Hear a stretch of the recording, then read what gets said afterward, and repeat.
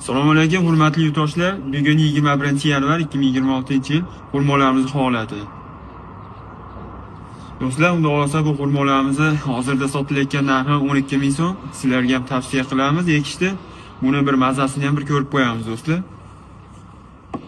Ichi limonli bo'ladimi, shokoladli bo'ladimi deganlarga mana hozir yeb ko'rsatamiz. Bismillahirrohmanirrohim.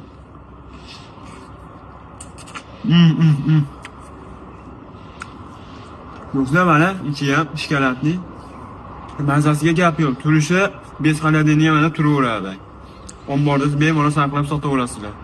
Aytgancha do'stlar, bu xurmoyimiz baxmalmi yo baxmal emasmi? Hozirda bu xurmoni chiqqaniga biz uyimizda 10 yildan beri borda. Men bilishim bo'yicha baxmal chiqqaniga 3 yil yo 4 yil bo'ldi, pamoy. Shunga sizlardan iltimos javobini kommentga yozib bir yordam berib olinglar. Mana.